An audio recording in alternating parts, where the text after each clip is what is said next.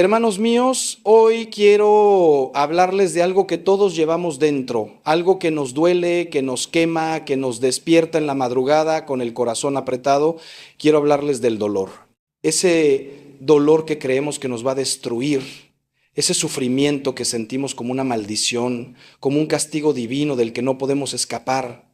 Pero déjenme decirles algo que tal vez les cueste creer en este momento. Ese dolor que hoy los aplasta puede convertirse en la mayor bendición de su vida. Si han escuchado bien, lo que hoy parece destruirlos puede ser exactamente lo que Dios está usando para reconstruirlos, para moldearlos, para hacerlos más fuertes, más sabios, más santos. Y yo no les hablo desde la teoría, hermanos. Les hablo desde lo que he visto con mis propios ojos en el confesionario, en las consultas espirituales, en las vidas reales de personas como ustedes que han tocado fondo y desde ahí han encontrado el cielo. ¿Saben qué es lo que más me parte el corazón? Ver cómo tantas personas buenas, personas de fe, están sufriendo en silencio, pensando que su dolor no tiene sentido, que Dios los ha abandonado, que su cruz es demasiado pesada y que nunca van a poder levantarse de nuevo. Me escriben, me llaman, vienen a verme con los ojos llenos de lágrimas y me dicen: Padre, ¿por qué Dios permite esto? ¿Por qué si yo he sido fiel, si yo rezo, si yo trato de ser bueno, me pasa esto? Y yo los entiendo, hermanos, porque el dolor es real, el sufrimiento no es una ilusión, y cuando estamos en medio de la tormenta es muy difícil ver la luz. Pero hoy quiero abrirles los ojos a una verdad que puede cambiar radicalmente su vida. Dios no desperdicia nada, absolutamente nada de lo que nos sucede. Cada lágrima que derraman, cada noche de insomnio, cada fracaso, cada traición, cada enfermedad, cada pérdida, todo eso Dios lo puede transformar en bendición si ustedes se lo permiten.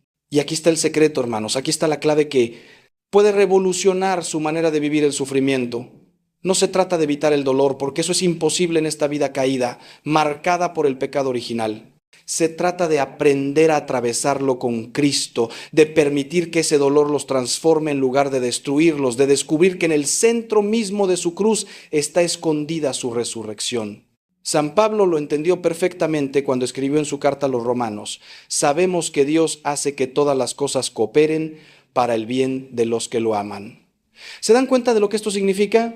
Todas las cosas, incluso las más dolorosas, incluso las que nos parecen absurdas o injustas, Dios las puede usar para nuestro bien si nosotros confiamos en Él y nos dejamos moldear por su amor. Pero aquí viene lo difícil, hermanos, aquí viene lo que muchos no quieren escuchar.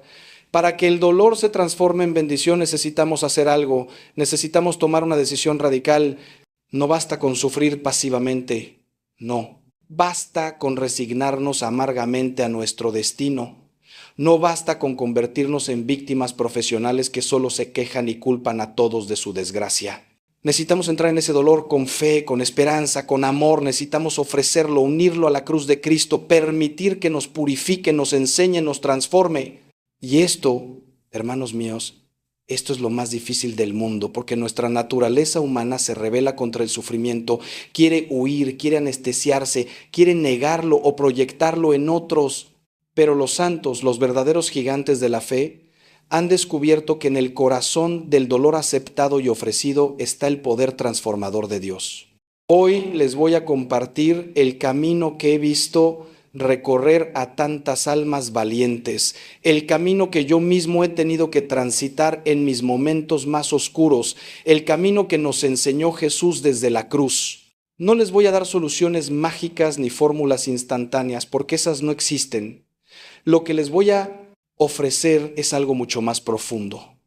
Una manera nueva de mirar su sufrimiento, de entenderlo, de vivirlo, de transformarlo. Les voy a mostrar cómo ese dolor que hoy los está quebrando puede convertirse en el instrumento que Dios use para hacer de ustedes una obra maestra. Les voy a enseñar el secreto que conocieron todos los santos. Desde San Francisco de Asís hasta Santa Teresa de Calcuta, desde San Juan de la Cruz hasta Santa Faustina, que el dolor aceptado con amor no destruye, transforma.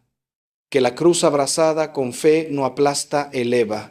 Que el sufrimiento unido a Cristo no maldice, bendice. Permítanme empezar por lo más básico, hermanos, por lo que todos necesitamos entender antes de poder transformar nuestro dolor.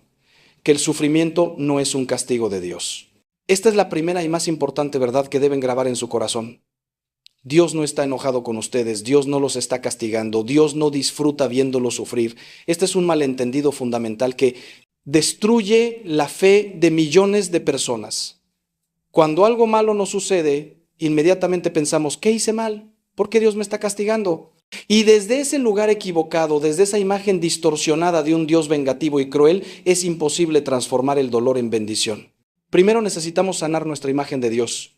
Necesitamos volver a descubrir quién es realmente nuestro Padre Celestial. El Catecismo de la Iglesia Católica nos enseña con claridad meridiana que Dios no quiere el mal, que Dios no causa el sufrimiento, pero que en su infinita sabiduría puede sacar bien del mal. Vivimos en un mundo caído, marcado por el pecado de nuestros primeros padres, un mundo donde existe la enfermedad, la muerte, la injusticia, el dolor. Dios respeta nuestra libertad y las leyes naturales que Él mismo estableció, y por eso permite que sucedan cosas dolorosas. Pero, y esto es fundamental, Él nunca nos abandona en medio del sufrimiento. Al contrario, es precisamente en nuestros momentos más oscuros, cuando Dios está más cerca, cuando su gracia actúa con más fuerza, cuando su amor se hace más tangible, si nosotros abrimos los ojos del alma para percibirlo. Jesús mismo nos lo mostró en el Evangelio de Juan, cuando curó al ciego de nacimiento. Los discípulos le preguntaron, Maestro, ¿quién pecó, este o sus padres, para que naciera ciego? Y Jesús respondió algo revolucionario, ni este pecó ni sus padres, sino que esto sucedió para que se manifestaran en él las obras de Dios. ¿Se dan cuenta, hermanos? El sufrimiento de aquel hombre no era un castigo, era una oportunidad para que la gloria de Dios se manifestara. Y lo mismo sucede con cada uno de ustedes. Su dolor no es un castigo, es una oportunidad, una invitación, un llamado de Dios a entrar en un nivel más profundo de fe, de confianza, de abandono en sus manos amorosas. Pero entonces, si Dios no causa nuestro sufrimiento, ¿de dónde viene? Hermanos, el dolor tiene muchas fuentes. A veces viene de las consecuencias naturales de nuestras propias decisiones equivocadas, de nuestros pecados, de nuestra falta de prudencia o sabiduría. Otras veces viene de las decisiones de otros, de la maldad humana, de la injusticia, del pecado ajeno que nos afecta. Y otras veces simplemente viene de vivir en un mundo caído, donde los cuerpos se enferman, donde las relaciones se rompen, donde las cosas no siempre salen como queremos. Dios no causa estos males, pero sí permite que sucedan porque respeta nuestra libertad y porque en su sabiduría infinita sabe cómo usar incluso nuestras peores experiencias para llevarnos a una vida más plena, más santa, más feliz. La clave para empezar a transformar nuestro dolor está en cambiar nuestra perspectiva, en dejar de ver a Dios como un juez cruel que nos castiga y empezar a verlo como un Padre amoroso que nos acompaña, que sufre con nosotros, que llora nuestras lágrimas. Cuando Job en el Antiguo Testamento perdió todo, sus hijos, su riqueza, su salud, sus amigos, vinieron a decirle que seguramente Dios lo estaba castigando por algún pecado oculto. Pero al final del libro, Dios mismo aparece y revela que esa no era la verdad. Job no estaba siendo castigado, estaba siendo probado, refinado, preparado para una bendición mayor. Y lo mismo sucede con ustedes, hermanos. Lo que hoy parece destruirlos puede estar preparándolos para algo mucho más grande de lo que pueden imaginar. Ahora bien, una vez que entendemos que Dios no nos castiga, sino que nos acompaña en nuestro dolor, el siguiente paso es aprender a no desperdiciar ese sufrimiento. Y aquí, hermanos, aquí está uno de los secretos más profundos de la vida espiritual. El dolor que no se ofrece se pudre, se vuelve amargo, se transforma en resentimiento, en depresión, en desesperanza. Pero el dolor que se ofrece, que se une a la cruz de Cristo, que se entrega como sacrificio de amor, ese dolor se transfigura, se convierte en semilla de bendición, en fuente de gracia, para nosotros mismos y para otros. Santa Madre Teresa de Calcuta lo expresó bellamente cuando dijo, el sufrimiento en sí mismo no es nada, pero el sufrimiento compartido con la pasión de Cristo es un regalo maravilloso y un signo del amor más grande. ¿Qué significa ofrecer nuestro dolor?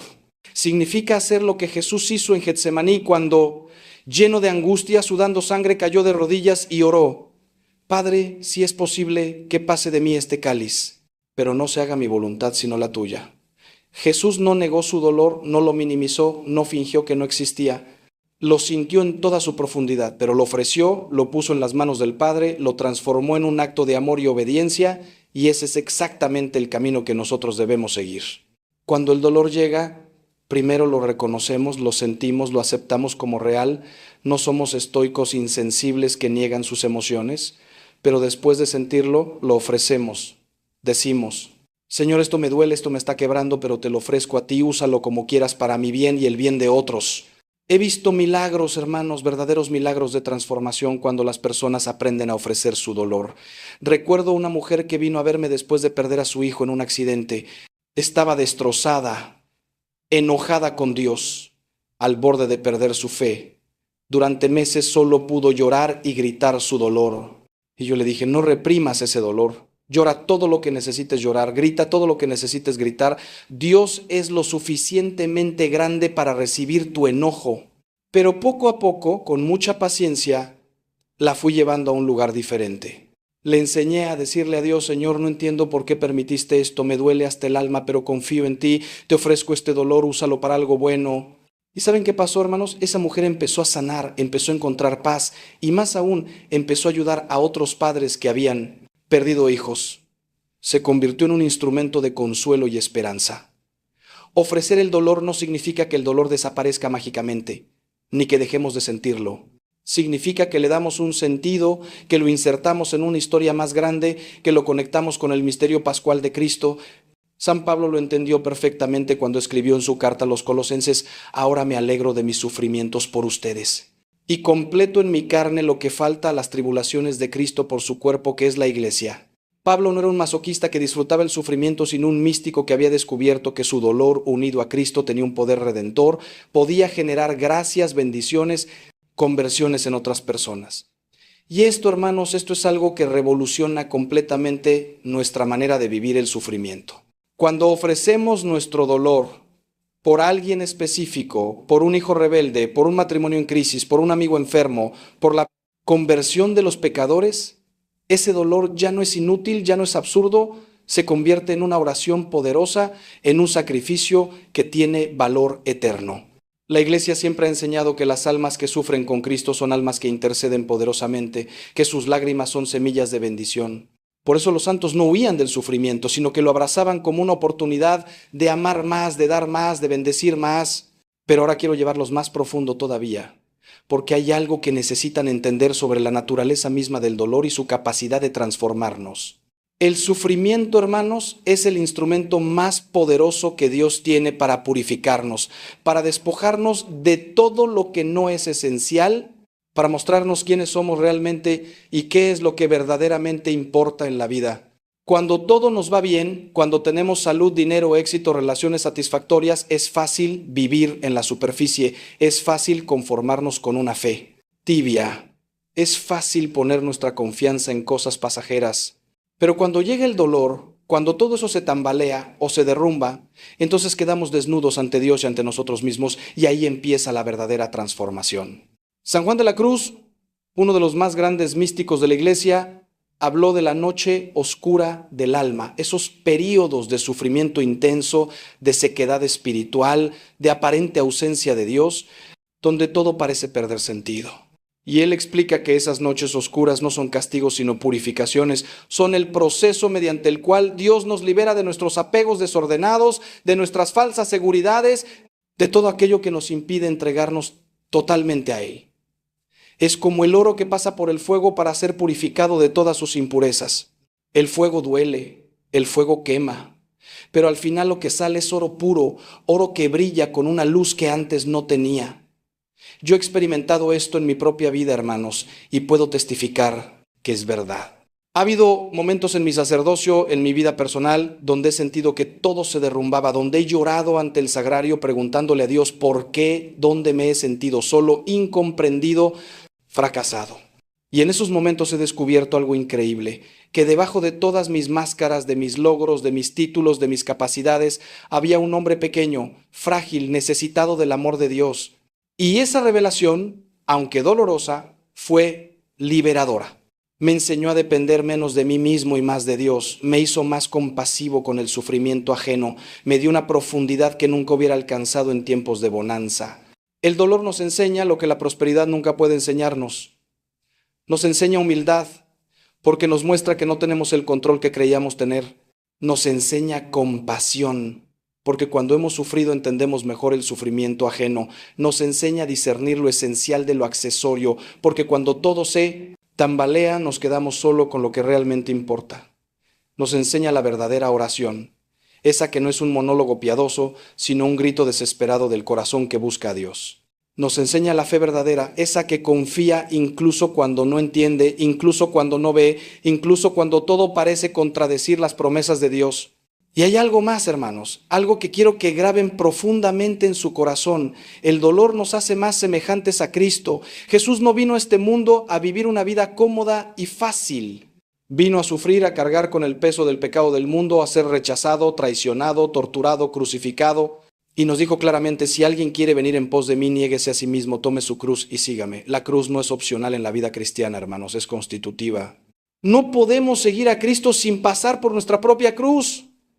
Y cuando sufrimos, cuando cargamos nuestra cruz con amor, nos parecemos más a Él, entramos en comunión más íntima con Él, participamos de su misterio redentor. Déjenme preguntarles algo que los va a hacer reflexionar profundamente. ¿Qué están haciendo con su dolor ahora mismo? ¿Lo están desperdiciando en amargura y resentimiento? ¿O lo están transformando en bendición?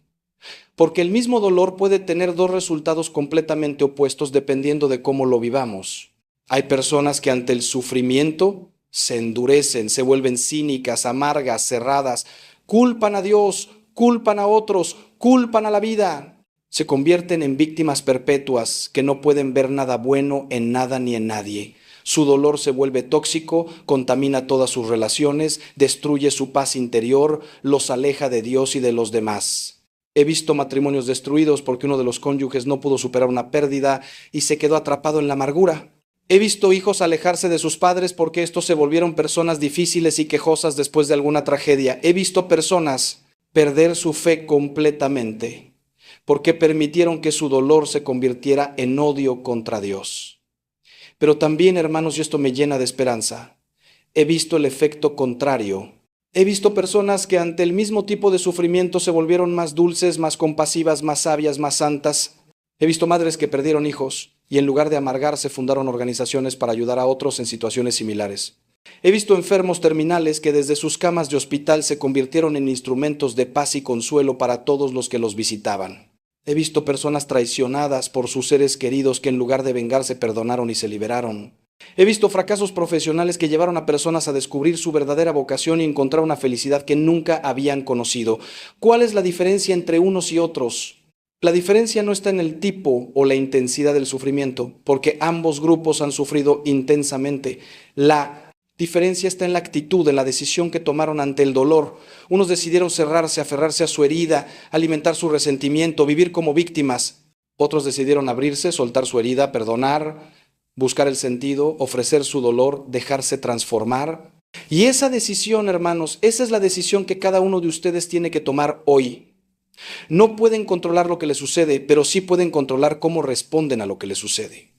San Juan Pablo II, que tanto sufrió en su vida desde la pérdida de su madre siendo niño hasta el atentado que casi lo mata y las enfermedades que lo debilitaron en sus últimos años, escribió una carta apostólica llamada Salvifici Doloris sobre el sentido cristiano del sufrimiento humano. En ella explica que el sufrimiento tiene la capacidad de liberar en nosotros el amor, un amor más maduro, más purificado, más generoso. Dice que cuando sufrimos podemos volvernos más egoístas, centrados en nosotros mismos, o podemos volvernos más altruistas, más capaces de comprender y amar a otros. Y todo depende de si permitimos que Cristo entre en nuestro sufrimiento o si lo vivimos solos, aislados de Él. Esta es la pregunta fundamental, hermanos. ¿Están sufriendo solos o están sufriendo con Cristo? Porque cuando invitan a Cristo a entrar en su dolor, cuando lo unen a Él, cuando le permiten que Él cargue con ustedes, todo cambia. Ya no están solos en su noche oscura, ya no tienen que cargar todo el peso ustedes mismos, ya no tienen que encontrar sentido por sus propios medios. Cristo está ahí, en medio de su dolor, llevando la carga más pesada, dándoles fuerza, iluminando su camino, transformando su sufrimiento en gracia. Y esto no es una teoría bonita, hermanos, esto es una realidad que millones de cristianos han experimentado a lo largo de la historia. Ahora quiero compartirles algo práctico, algo concreto que pueden hacer cuando el dolor los está aplastando y sienten que no pueden más. Porque una cosa es hablar de transformar el dolor en bendición y otra cosa es saber cómo hacerlo en medio de la tormenta, cuando las lágrimas no paran, cuando el corazón está roto, cuando la mente está confundida. Lo primero que necesitan hacer es detenerse y respirar. Sí, hermanos, algo tan simple como respirar conscientemente. Cuando estamos en medio del sufrimiento intenso, nuestro cuerpo se tensa, nuestra respiración se vuelve superficial, nuestra mente se acelera en pensamientos catastrofistas. Necesitamos detenernos, cerrar los ojos si es posible y respirar profundamente varias veces, sintiendo cómo el aire entra y sale de nuestros pulmones. Después de respirar, el segundo paso es reconocer y nombrar el dolor. No lo nieguen, no lo minimicen, no finjan que no existe. Díganle a Dios con total honestidad: Señor, estoy sufriendo, esto me duele, siento que no puedo más. Sean específicos si pueden. Me duele esta traición, me asusta esta enfermedad, me angustia esta situación económica, me desespera esta soledad. Jesús mismo en la cruz gritó: Dios mío, ¿por qué me has abandonado? No tuvo miedo de expresar su dolor y nosotros tampoco debemos tener miedo. Dios no se escandaliza de nuestras lágrimas, de nuestros gritos, de nuestra honestidad brutal. Al contrario, se acerca más a nosotros cuando somos vulnerables y auténticos que cuando fingimos una espiritualidad perfecta que no sentimos. El tercer paso es pedirle ayuda a Dios. No ayuda genérica, sino ayuda específica. Señor, dame fuerza para pasar este día. Dame paz en medio de esta angustia. Dame sabiduría para saber qué hacer. Dame tu consuelo porque me siento solo. Dame fe porque estoy dudando. Dame esperanza porque estoy desesperado. Dios responde a las oraciones concretas, a las peticiones sinceras del corazón. Y aunque no siempre responde de la manera que esperamos o en el tiempo que quisiéramos, siempre responde. A veces la respuesta es una paz inexplicable que llega al corazón. Otras veces es una persona que aparece en el momento justo con la palabra adecuada. Otras veces es una luz, una idea, una dirección que no teníamos antes. El cuarto paso, y este es crucial, es ofrecer ese dolor. Después de haberlo reconocido y haberle pedido ayuda a Dios, díganle: Señor, te ofrezco este sufrimiento. No lo entiendo, no me gusta, pero confío en que tú puedes sacar algo bueno de él. Te lo ofrezco por mi propia sanación y crecimiento. Te lo ofrezco por mi familia. Te lo ofrezco por esa persona que tanto necesita tu gracia. Cuando hacen esto, hermanos, algo misterioso pero real sucede en el mundo espiritual. Su dolor ya no es inútil, ya no es desperdiciado. Se convierte en una semilla que Dios planta en tierra fértil y que dará fruto en su momento. El quinto paso es buscar acompañamiento. No intenten atravesar el dolor completamente solos. Necesitan personas de confianza que los escuchen, que oren con ustedes, que los sostengan. Puede ser un director espiritual, un sacerdote en el confesionario, un amigo de fe profunda, un grupo de oración, un consejero cristiano. Dios nos creó para la comunidad, no para el aislamiento. Y en los momentos de dolor es cuando más necesitamos el cuerpo de Cristo que nos rodea, nos abraza, nos recuerda las verdades que hemos olvidado. No tengan miedo de mostrar su vulnerabilidad, de pedir ayuda, de decir: no estoy bien y necesito apoyo. Eso no es debilidad, hermanos. Eso es sabiduría y humildad. Quiero hablarles ahora de algo que muchas veces olvidamos cuando estamos sufriendo. Que el dolor tiene diferentes etapas y necesitamos respetarlas todas.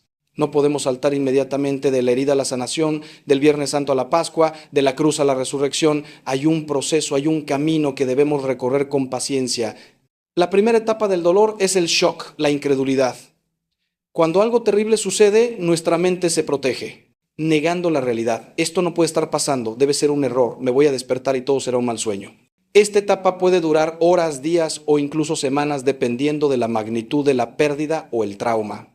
Y es normal, hermanos, es la manera que tiene nuestra psique de dosificar el impacto para que no nos destruya de golpe. La segunda etapa es la del dolor agudo, la agonía, el quebranto total. Es cuando la realidad penetra completamente en nuestra conciencia y sentimos todo el peso del sufrimiento.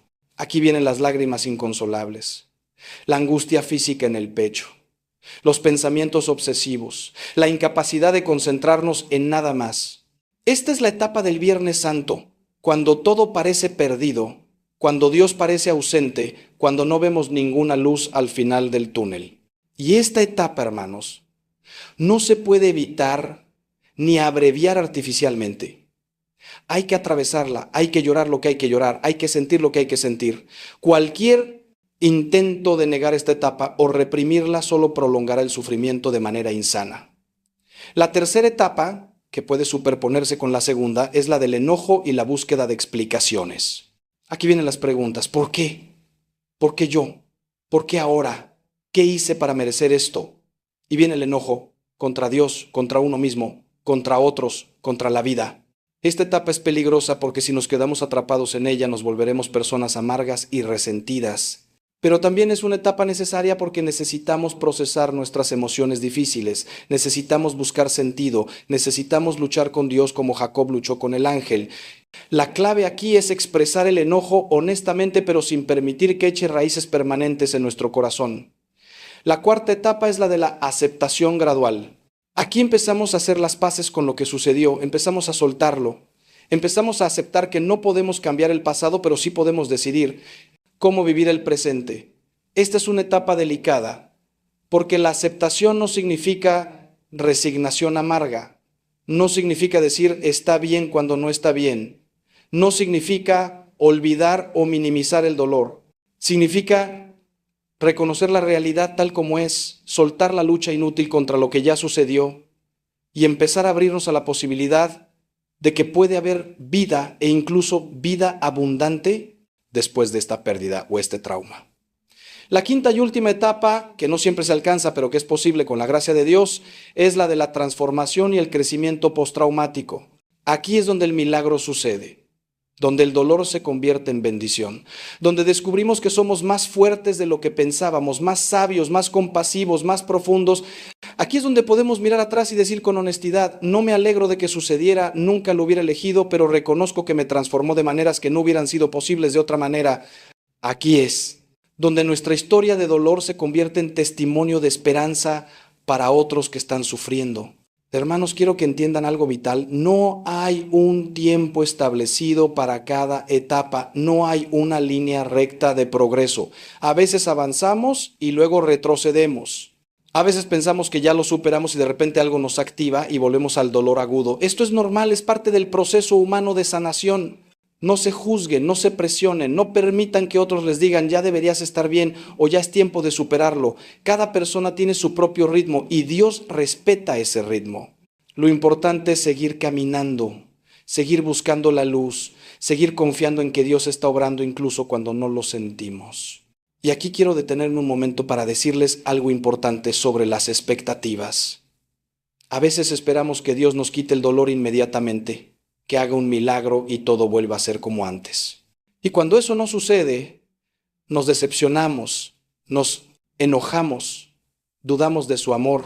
Pero hermanos, la mayoría de las veces Dios no nos quita el dolor, sino que nos da la gracia para atravesarlo, nos transforma a través de Él, nos enseña a vivir con Él de manera que ya no nos destruya. Santa Bernadette de Lourdes, que vio a la Virgen María y ante cuya gruta sucedieron tantos milagros de sanación, ella misma vivió enferma y sufriendo intensamente gran parte de su vida. ¿Por qué la Virgen no la sanó? Porque Dios tenía otros planes, porque su sufrimiento ofrecido tenía un valor inmenso, porque su testimonio de fe en medio del dolor ha inspirado a millones. Lo que Dios promete no es una vida sin dolor, sino su presencia en medio del dolor. No promete que todo saldrá como queremos, sino que Él sacará bien de todos si confiamos en Él. No promete explicaciones inmediatas, sino sentido último. Y esto, hermanos, esto cambia todo. Porque cuando sabemos que no estamos solos, cuando sabemos que nuestro dolor tiene sentido, aunque no lo veamos todavía, cuando sabemos que hay un propósito mayor que se está cumpliendo, entonces podemos soportar casi cualquier cosa. Viktor Frankl, el psiquiatra judío que sobrevivió los campos de concentración nazis, escribió: quien tiene un porqué para vivir puede soportar casi cualquier cómo. Y nuestro porqué, hermanos, es el amor de Dios, es nuestra vocación a la santidad, es la vida eterna que nos espera. Ahora, permítanme hablarles de algo que puede sonar contraintuitivo, pero que es profundamente cierto. A veces Dios permite el dolor en nuestra vida para salvarnos de males mayores. Cuando estamos cómodos, cuando todo va bien, es muy fácil volvernos autosuficientes, orgullosos, materialistas, tibios en la fe. Es fácil olvidarnos de Dios, dejar de orar, poner nuestra confianza en cosas pasajeras. Y entonces Dios como el médico que realiza una cirugía dolorosa pero necesaria para salvar la vida del paciente, permite que ciertas cosas sucedan para despertarnos, para sacudirnos de nuestro letargo espiritual, para recordarnos que Él es lo único que necesitamos. No porque sea cruel, sino porque nos ama demasiado como para dejarnos dormir en una vida superficial que nos llevaría a la perdición eterna. He visto esto innumerables veces en mi ministerio. Hombres exitosos que en la cúspide de su carrera sufrieron un fracaso estrepitoso, y ese fracaso los despertó de una vida de soberbia y egoísmo, los llevó a reconciliarse con sus familias, a volver a Dios, a descubrir lo que realmente importaba. Mujeres que en medio de una enfermedad grave encontraron una profundidad de fe que nunca habían tenido en tiempos de salud. Jóvenes que tocaron fondo en adicciones o comportamientos autodestructivos, y ese fondo fue el lugar donde finalmente gritaron a Dios pidiendo ayuda, y Él los levantó y los transformó. Fueron experiencias dolorosas, absolutamente. ¿Pero salvaron sus almas? También absolutamente. Santa Teresa de Ávila tenía una oración famosa donde le decía a Dios: si así tratas a tus amigos, no me extraña que tengas tan pocos. Lo decía con humor, pero captaba una verdad profunda. Dios trata a sus amigos con exigencia porque los ama, porque quiere hacerlos santos, porque no se conforma con la mediocridad. Y esa exigencia a menudo viene en forma de cruz, de prueba, de purificación, pero al final los amigos de Dios, los santos, todos reconocen que sus cruces fueron bendiciones disfrazadas, que su dolor fue el precio de su transformación, que sin esas pruebas nunca hubieran alcanzado la estatura espiritual a la que llegaron. Esto no significa que debamos buscar el sufrimiento por el sufrimiento mismo, eso sería masoquismo y no virtud. Pero sí significa que cuando el sufrimiento llega, no sin razón, no sin queja inicial, pero con fe y confianza última, debemos aceptarlo como parte del misterio de amor de Dios por nosotros. Significa que debemos preguntarnos: ¿qué está tratando de enseñarme Dios con esto? ¿De qué me está liberando? ¿Hacia dónde me está dirigiendo? ¿Qué aspectos de mi carácter necesitan ser pulidos? ¿Qué apegos desordenados necesitan ser cortados? ¿Qué pecados necesitan ser erradicados? Y aquí, hermanos, aquí llegamos a una de las enseñanzas más duras pero más verdaderas del cristianismo. A veces, el dolor que más nos transforma es precisamente el dolor que viene como consecuencia de nuestros propios pecados. Cuando nuestra infidelidad destruye nuestro matrimonio, cuando nuestra irresponsabilidad nos lleva a la ruina económica, cuando nuestra soberbia nos cuesta relaciones preciosas, cuando nuestra adicción nos quita la salud, ese dolor tiene un nombre: consecuencias. Y aunque Dios nos perdona cuando nos arrepentimos sinceramente, a menudo permite que vivamos las consecuencias naturales de nuestras decisiones, porque es así como aprendemos, como maduramos, como cambiamos realmente. Pero incluso este tipo de dolor, el dolor que nosotros mismos causamos por nuestras malas decisiones, Dios puede transformarlo en bendición si nos arrepentimos genuinamente y nos comprometemos a cambiar. La historia de San Pedro es el ejemplo perfecto. Pedro, el líder de los apóstoles, negó a Jesús 3 veces en el momento de mayor necesidad. Imaginen el dolor, la vergüenza, el autorrechazo que Pedro debió sentir después de esa traición. La Biblia nos dice que salió y lloró amargamente. Ese dolor era merecido, era consecuencia directa de su cobardía y su orgullo, pero Jesús no lo dejó en ese dolor. Lo buscó, lo restauró, le dio 3 oportunidades de declarar su amor para contrarrestar las 3 negaciones y lo confirmó como líder de su iglesia. El arrepentimiento genuino, hermanos, el arrepentimiento que no solo lamenta las consecuencias, sino que odia el pecado mismo y se compromete a cambiar, ese arrepentimiento abre las compuertas de la misericordia divina. Y entonces Dios no solo perdona, sino que restaura, renueva, transforma. Toma las ruinas de lo que destruimos con nuestro pecado y construye algo nuevo, a veces algo mejor de lo que teníamos antes. Porque ahora está fundamentado en humildad, en conocimiento propio, en dependencia de Dios más que en nuestras propias fuerzas. Por eso San Pablo pudo decir: donde abundó el pecado, sobreabundó la gracia.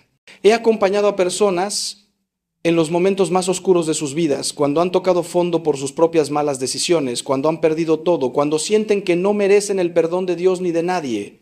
Y les he dicho lo que ahora les digo a ustedes: no hay pecado tan grande que la misericordia de Dios no pueda perdonar. No hay ruina tan completa que Dios no pueda reconstruir.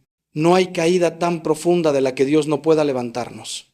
Pero necesitamos dar el primer paso, necesitamos reconocer nuestra responsabilidad, necesitamos arrepentirnos genuinamente, necesitamos pedirle a Dios su gracia para cambiar. Y cuando hacemos eso, cuando nos humillamos ante Dios y le decimos, Señor, la arruiné, pequé, fallé, te necesito, entonces sucede el milagro de la transformación. Entonces el dolor de nuestro fracaso se convierte en sabiduría, nuestra caída se convierte en lección, nuestra vergüenza se convierte en humildad y salimos de esa experiencia más fuertes, más sabios, más dependientes de Dios. Y muchas veces, hermanos, esas personas que han caído profundamente y han sido levantadas por Dios se convierten en los testimonios más poderosos, en los evangelizadores más efectivos, porque hablan desde la experiencia de la misericordia divina, no desde una teoría aprendida en libros. Hay otra dimensión del sufrimiento que quiero explorar con ustedes, una dimensión que transforma radicalmente nuestra manera de ver el dolor, su dimensión comunitaria y solidaria. Cuando sufrimos, tendemos a encerrarnos en nosotros mismos, a pensar que nadie más puede entender lo que estamos pasando, a aislarnos de los demás. Pero esto es exactamente lo contrario de lo que necesitamos y de lo que Dios quiere. Nuestro dolor, cuando se comparte, cuando se vive en comunión con otros, se vuelve más llevadero y más fructífero. La iglesia es un cuerpo y cuando un miembro sufre, todos los miembros sufren con él. Todos lo sostienen, todos aportan su parte para que ese miembro pueda sanar. He visto el poder sanador de las comunidades de fe que se reúnen alrededor de quien está sufriendo. Cuando una familia pierde un hijo y la comunidad parroquial los abraza, los acompaña, llora con ellos, ora por ellos, les lleva comida, cuida a sus otros hijos, está presente en los momentos más difíciles. Cuando alguien pierde su trabajo y sus hermanos de fe lo apoyan emocionalmente, lo ayudan a buscar nuevas oportunidades, le dan ánimo cuando se desmoraliza. Cuando alguien está enfermo y sus amigos lo visitan, oran junto a su cama, le dan esperanza cuando él la pierde. Este es el cuerpo de Cristo en acción, hermanos. Esto es lo que significa ser iglesia. Pero hay más. Nuestro sufrimiento no solo puede ser aliviado por la comunidad, sino que también puede convertirse en instrumento de bendición para otros. Cuando atravesamos un dolor y lo hacemos con fe, con esperanza, con dignidad, nos convertimos en testimonio vivo para otros que están sufriendo. Nuestra manera de llevar la cruz inspira a otros a llevar la suya. Nuestro testimonio de fe en medio de la oscuridad enciende una luz de esperanza en corazones desesperados. San Pablo lo expresa bellamente cuando escribe a los Corintios. Bendito sea Dios, Padre de nuestro Señor Jesucristo, Padre de misericordia y Dios de todo consuelo, que nos consuela en todas nuestras tribulaciones para que podamos consolar a los que están en cualquier tribulación con el consuelo con que nosotros somos consolados por Dios. Esta es una de las razones por las que Dios permite el sufrimiento en la vida de sus para que una vez consolados, una vez transformados, podamos ser instrumentos de consuelo y transformación para otros. Por eso los mejores consejeros de personas con adicciones son a menudo exadictos que han sido liberados. Por eso los mejores acompañantes de personas en duelo son quienes han pasado por duelos similares. Por eso los mejores evangelizadores son a menudo personas que han tocado fondo y han sido levantadas por Dios. Hablan con autoridad, no con teoría. Hablan con compasión genuina porque han estado en ese lugar oscuro. Hablan con esperanza contagiosa porque han experimentado personalmente el poder transformador de Dios. Entonces, hermanos, cuando estén sufriendo, no se encierren en sí mismos. Busquen comunidad, busquen apoyo, permitan que otros los sostengan. Y cuando hayan atravesado su valle de lágrimas y estén del otro lado, no olviden regresar para ayudar a otros que están donde ustedes estuvieron. No desperdicien su experiencia de dolor y transformación. Úsenla para bendecir, para consolar, para inspirar, para dar esperanza. Así su dolor tendrá un significado eterno. Así se multiplicará su bendición. Así completarán en su carne lo que falta a la pasión de Cristo por su cuerpo que es la iglesia. Quiero compartirles ahora algo que he aprendido observando a las personas que mejor transforman su dolor en bendición. Todas ellas cultivan una vida de oración profunda. No es posible transformar el sufrimiento sin una vida de oración auténtica, sin un contacto real y cotidiano con Dios. La oración no es un lujo opcional para cristianos devotos, es el oxígeno del alma, es el lugar donde nos encontramos con el Dios que nos consuela, nos fortalece, nos ilumina, nos transforma. Y cuando hablo de oración no me refiero solo a repetir fórmulas aprendidas, aunque las oraciones tradicionales tienen su valor. Hablo de ese encuentro personal con Dios donde le abrimos nuestro corazón, le confiamos nuestro dolor, escuchamos su voz en el silencio de nuestro interior. La oración en medio del sufrimiento tiene características especiales. A menudo no es una oración de muchas palabras, sino de gemidos, de lágrimas, de silencio en presencia de Dios. Es como el niño pequeño que cuando se lastima corre a los brazos de su madre y solo quiere que lo abraces. No necesita muchas explicaciones ni consuelos verbales, solo necesita sentir el amor, la cercanía, la seguridad de ese abrazo. Así debemos acercarnos a Dios en nuestro dolor, como niños heridos que se refugian en los brazos del Padre, que simplemente permanecen ahí, sintiendo su cercanía, su amor, su consuelo que va más allá de las palabras.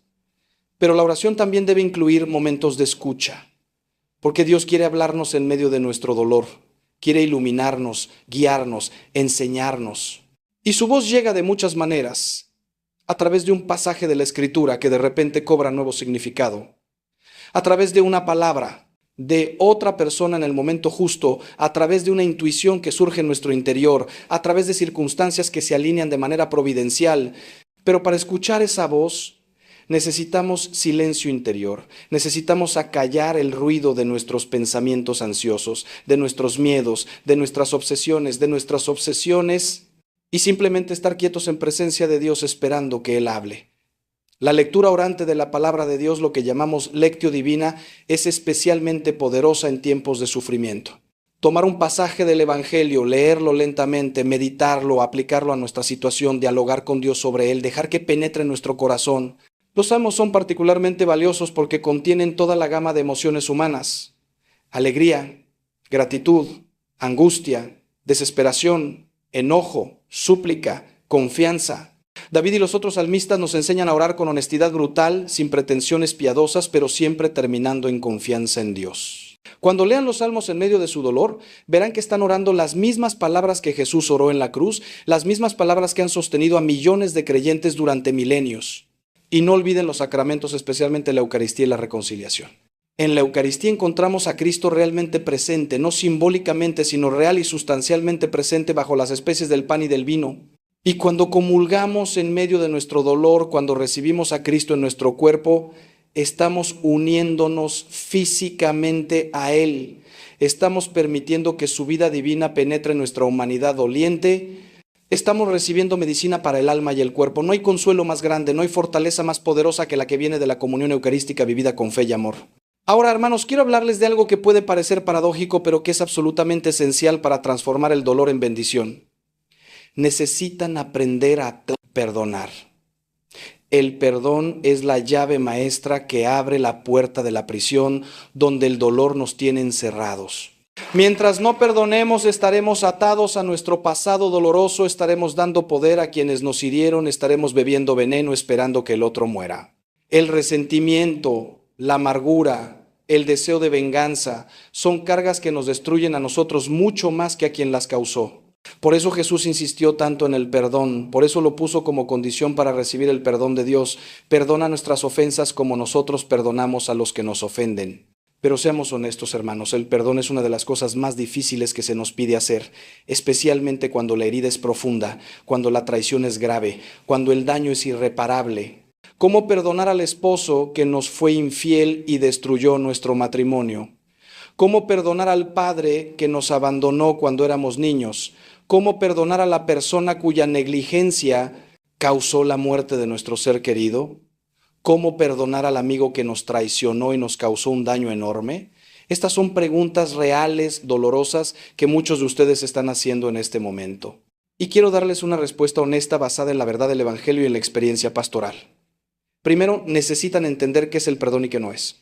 El perdón no significa decir que lo que sucedió estuvo bien.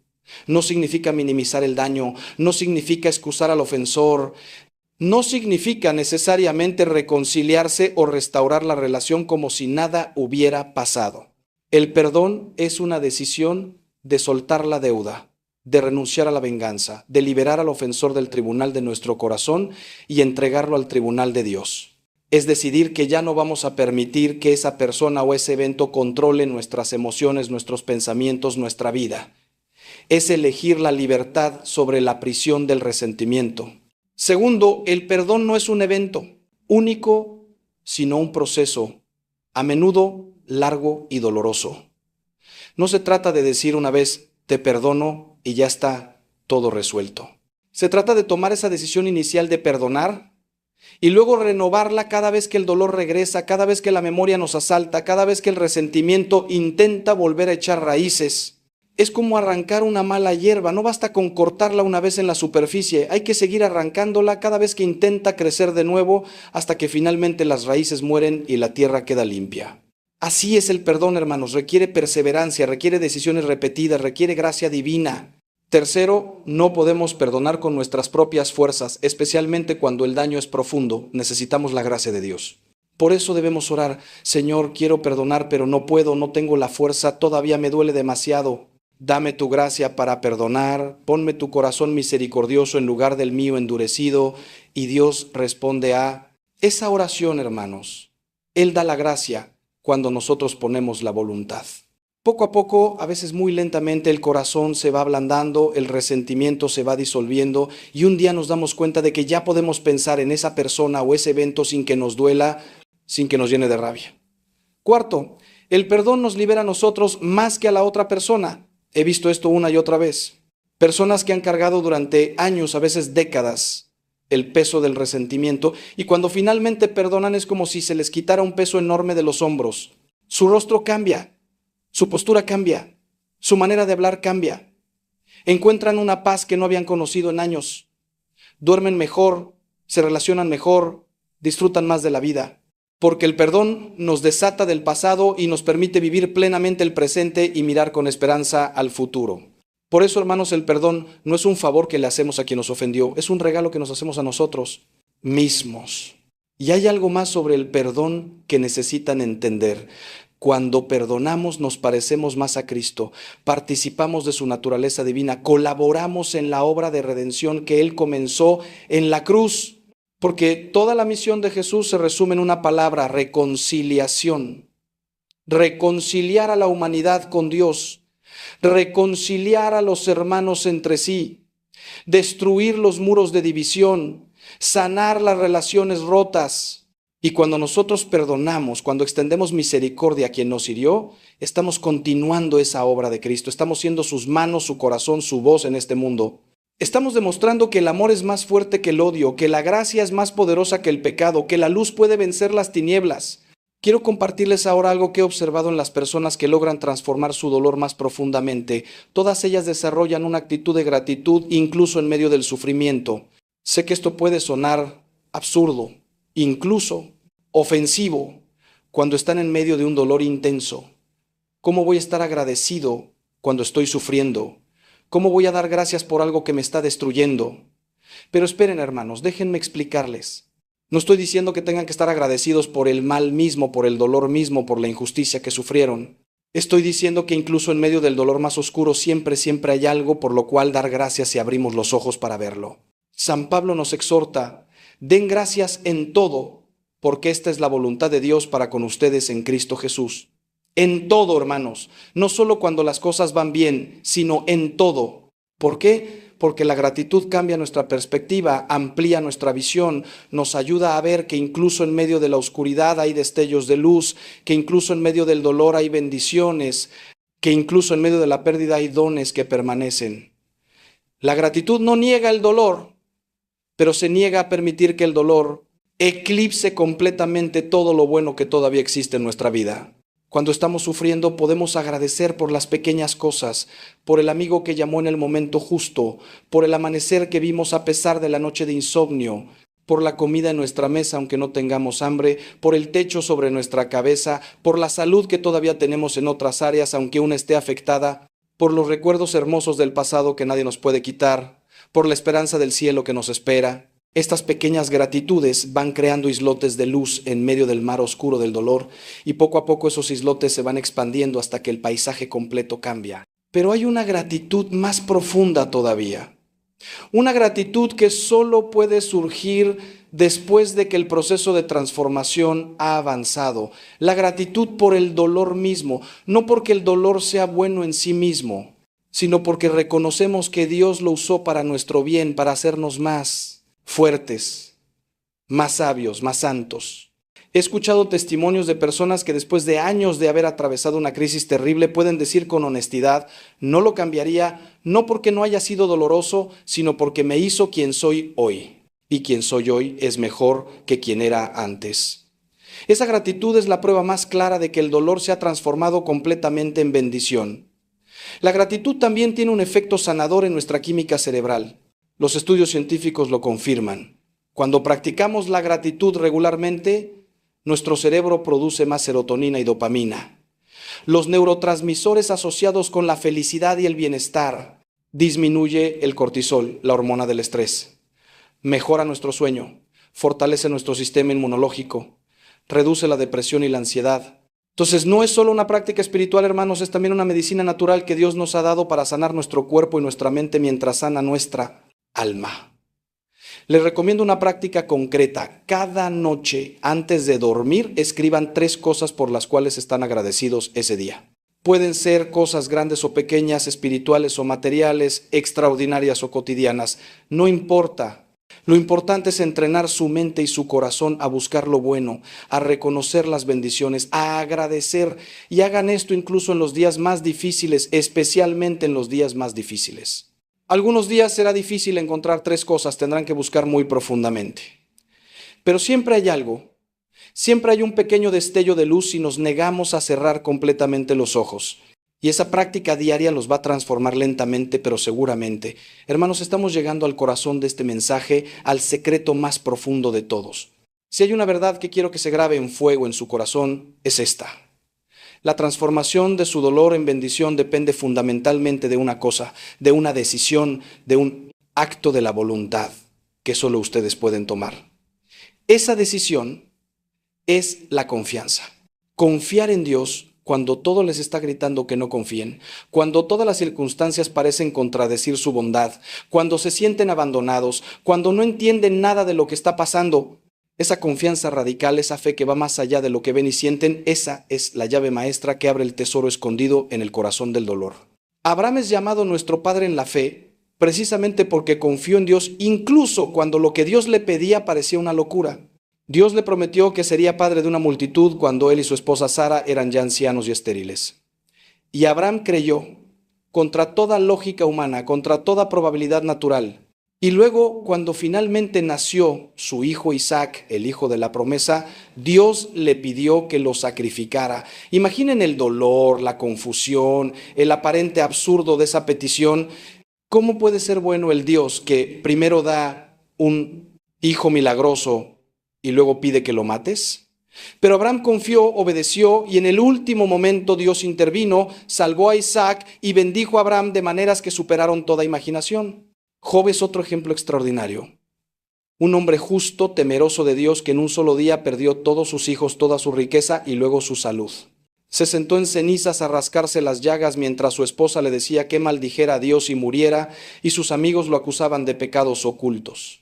Job se quejó, cuestionó, exigió respuestas, pero en el fondo mantuvo su confianza y al final declaró, aunque él me mate, en él esperaré.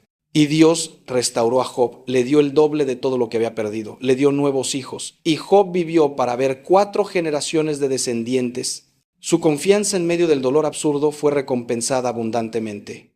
María, la madre de Jesús, es el modelo supremo de confianza en medio del dolor incomprensible. Cuando el ángel le anunció que sería madre del Salvador, ella dijo sí, sin entender completamente las implicaciones.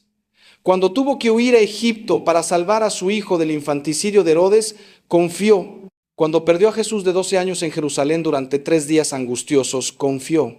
Y cuando estuvo al pie de la cruz viendo a su hijo inocente ser torturado y ejecutado de la manera más brutal, cuando todas las promesas parecían haberse derrumbado, cuando parecía que todo había sido una cruel ilusión, María permaneció ahí, de pie, confiando. Y 3 días después vio la resurrección, entendió el plan completo, recibió la bendición más grande. La confianza de la que hablo no es ingenua, no es ciega, no es una negación de la realidad dolorosa. Es una confianza que mira de frente al dolor, que reconoce la oscuridad, pero que se niega a creer que la oscuridad tiene la última palabra. Es una confianza que dice, Señor, no entiendo por qué sucedió esto, no veo cómo puede salir algo bueno de aquí.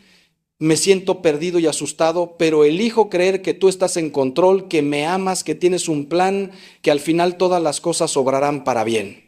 Esa confianza, hermanos, esa fe heroica es lo que permite que la gracia de Dios fluya libremente y transforme nuestro dolor en bendición. Pero la confianza no es algo que tenemos o no tenemos de manera estática. Es algo que podemos crecer, que podemos fortalecer, que podemos cultivar, incluso cuando es débil. Si su confianza está débil en este momento, no se desesperen. Empiecen donde están. Digan a Dios como aquel padre del Evangelio, creo, ayuda a mi incredulidad. Pidan el don de la confianza, pidan que Él fortalezca su fe débil y cada día, con cada pequeña decisión de confiar en lugar de desesperar, de esperar en lugar de renunciar, de creer en lugar de dudar, esa confianza irá creciendo. Es como un músculo que se fortalece con el ejercicio. Cada acto de confianza, por pequeño que sea, los hace más capaces de confiar.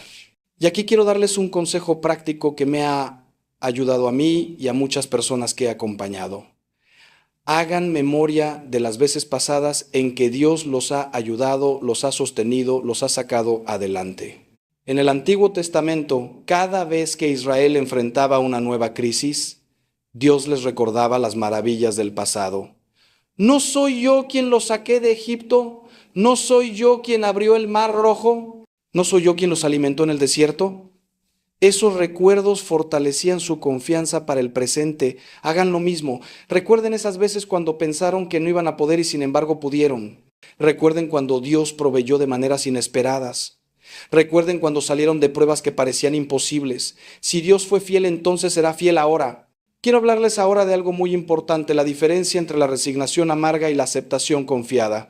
Porque no es lo mismo resignarse que aceptar, aunque a veces se confunden. La resignación dice, no hay nada que hacer, la vida es así de injusta, me tocó sufrir y tengo que aguantar aunque me amargue.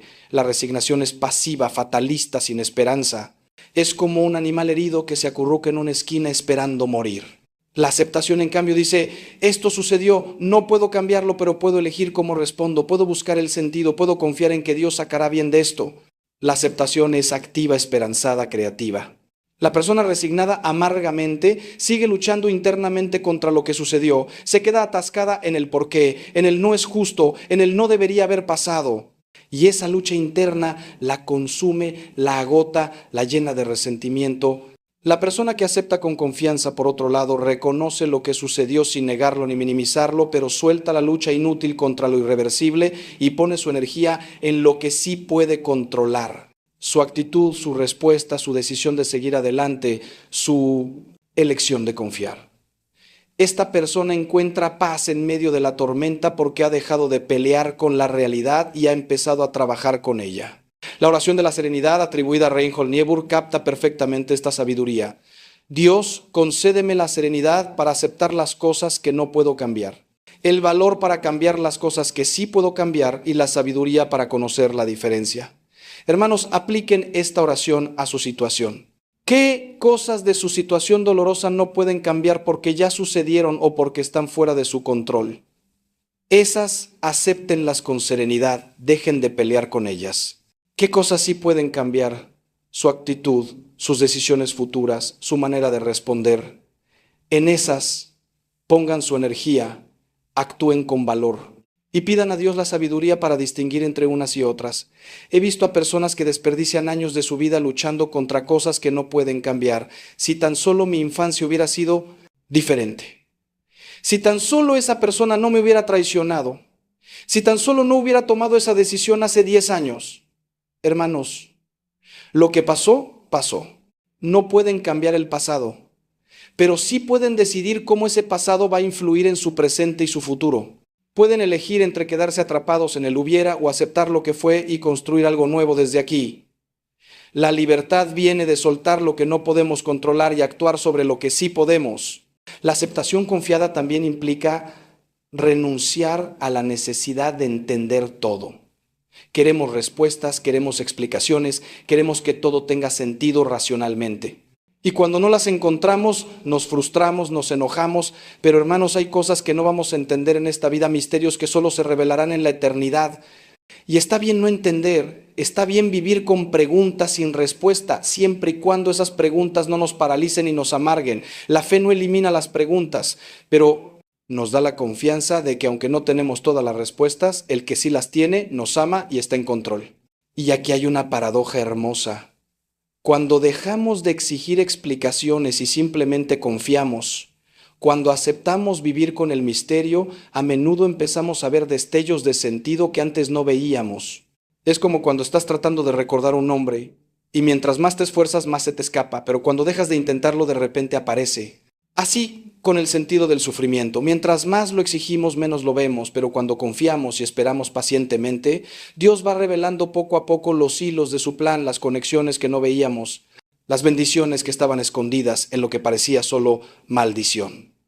Hermanos míos, hemos caminado juntos por un territorio difícil pero necesario.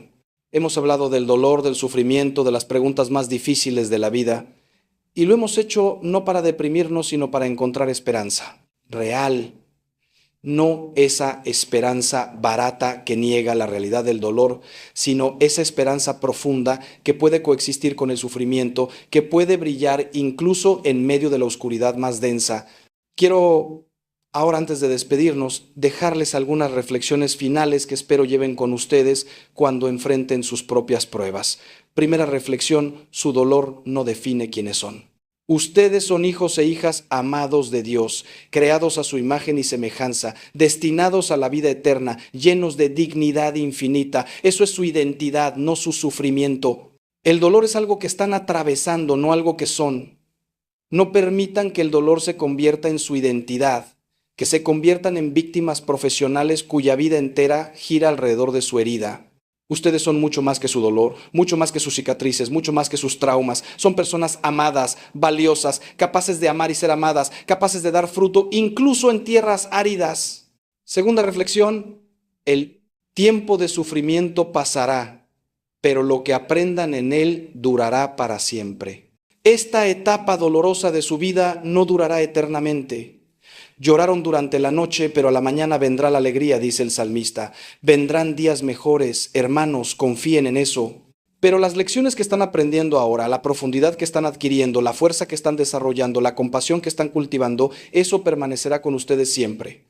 Esas son las verdaderas bendiciones que nacen del dolor bien vivido. No desperdicien esta oportunidad de crecimiento, por dolorosa que sea. Tercera reflexión: no están solos. Sé que a veces se sienten terriblemente solos en su dolor, como si nadie pudiera entender lo que están pasando, pero Cristo está con ustedes, experimentando cada momento de su sufrimiento con ustedes. Él lloró, Él sufrió, Él conoce el dolor desde dentro, y además de Cristo, tienen a la Virgen María que intercede por ustedes, tienen a los santos que los acompañan, tienen a su comunidad de fe que los sostiene, y me tienen a mí y a tantos sacerdotes que oramos por ustedes y estamos aquí para acompañarlos. Nunca, nunca están completamente solos, aunque así lo sientan. Cuarta reflexión: su dolor puede convertirse en el mayor regalo que den a otros. Sé que ahora eso puede sonar absurdo, pero es verdad. Su testimonio de fe en medio del sufrimiento, su ejemplo de fortaleza cuando están quebrados, su confianza cuando todo parece perdido, eso inspira a otros de maneras que nunca imaginarán. Personas que están viendo cómo atraviesan esta prueba están encontrando esperanza para sus propias luchas. No subestimen el poder de su testimonio silencioso, de su manera de llevar la cruz con dignidad y fe. Están evangelizando con su vida. Están predicando el evangelio con su ejemplo. Quinta reflexión: la resurrección siempre sigue a la crucifixión. Este es el patrón central de nuestra fe cristiana, el misterio pascual, que se repite una y otra vez en nuestras vidas. Viernes Santo siempre es seguido por Domingo de Pascua. La muerte siempre es vencida por la vida. La oscuridad siempre es dispersada por la luz.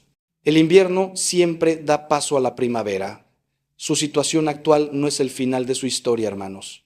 Dios tiene un capítulo más. Y ese capítulo se llama resurrección, renovación, restauración. Manténganse firmes, sigan confiando, porque su domingo viene. Y déjenme decirles una última cosa que me parece muy importante. No juzguen la fidelidad de Dios por lo que está sucediendo ahora mismo. Miren la historia completa. Miren el arco largo de su vida.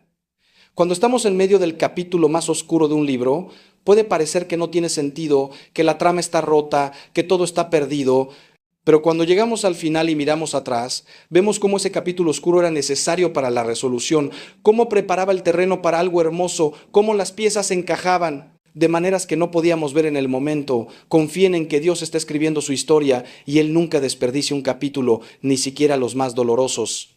Hermanos míos, queridos hermanos, llegamos al final de este tiempo juntos. Mi corazón está lleno de amor por cada uno de ustedes que está escuchando este mensaje. Sé que muchos están sufriendo en este momento. Sé que las palabras no borran el dolor. Sé que el camino que tienen por delante es difícil. Pero también sé, con una certeza que viene de décadas de ministerio y de experiencia personal, que Dios es fiel, que su amor nunca falla, que Él puede transformar cualquier dolor en bendición si se lo permiten. He visto demasiados milagros de transformación como para dudar de eso. Les pido que no permitan que su dolor los endurezca, que no permitan que la amargura eche raíces en su corazón, que no permitan que el sufrimiento los aleje de Dios cuando es precisamente en Él donde encontrarán el consuelo y la fuerza que necesitan. Acérquense más a Dios en su dolor, no se alejen, griten si necesitan gritar, lloren si necesitan llorar, pero háganlo en sus brazos, no lejos de Él. Él puede sostener todo su dolor, toda su confusión, toda su rabia incluso, y Él los va a sostener a ustedes también.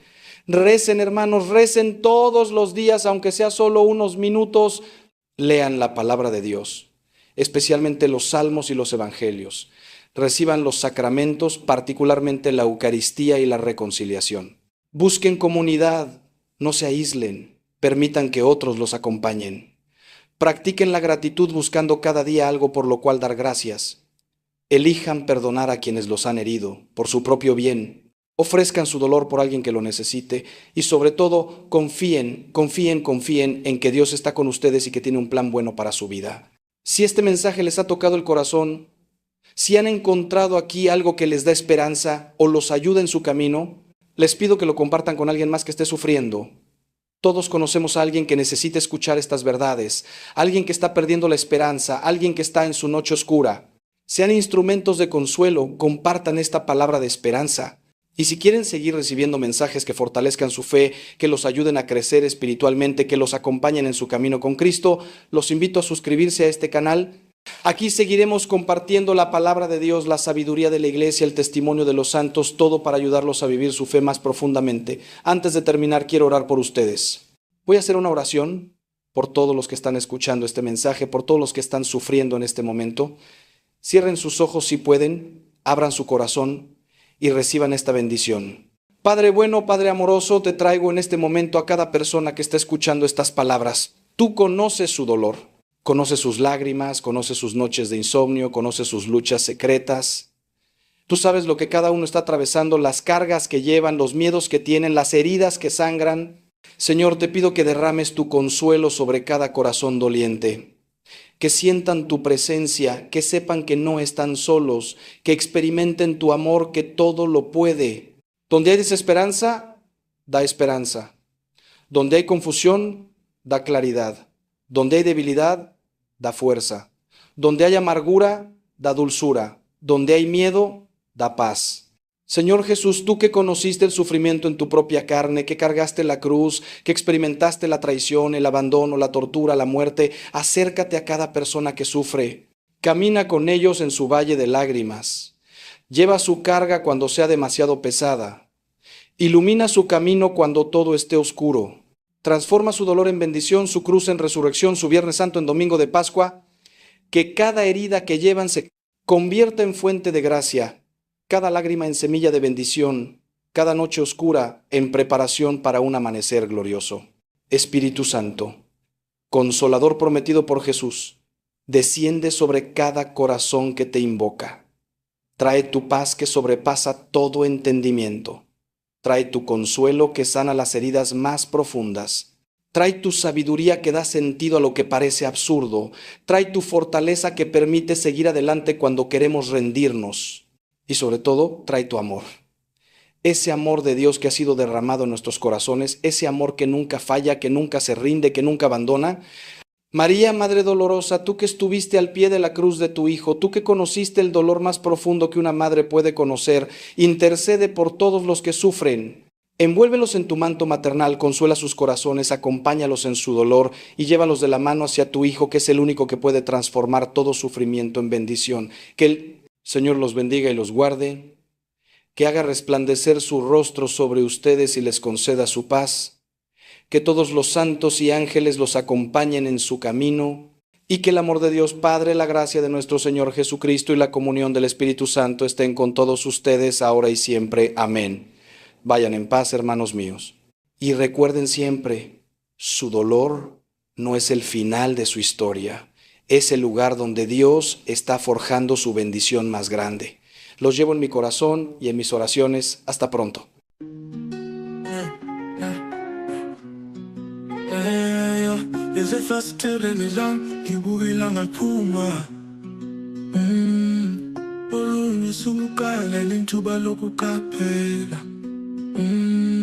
Uhle sintweni esidlule indlela umhlaba ophenduka ngayo. Bensinohlabelela kwezinyoni icule langazelelayo. Okwamzuzwana wokuthula, umzuzwana wokuzola, umzuzwana ophefumula, umhlaba ufuthumele. Bekubone nobumnene kwakhanya kwasekuseni, njengoba izinyoni zicula izingoma zazo, futhi yonke into sesilungile. Siyandisa sindise, amazwi azowahlangane, isimfoni yemvelo isikhisa phezulu kakhulu. Bangikhumbuza inkululeko, indlela abandanza ngayo phezulu, elulela amaphiko, esakaza umlayezo wothando. Okwamzuzwana wokuthula, umzuzwana wokuzola, umzuzwana ophefumula, umhlaba ufuthumele. Bekubone nobumnene kwakhanya kwasekuseni, njengoba izinyoni zicula izingoma zazo, futhi yonke into sesilungile. Impilo iwuhambo, ingoma esicula ngayo sonke, ukuphakama kwayo nokwehla kwayo, injabulo yayo kanye nodosi lwayo. Kodwa phakathi kwezingushungushu kukhona ubuhlobo obungatholakala, njengokukhala kwezinyoni okunanela kuthuthuza ingqondo.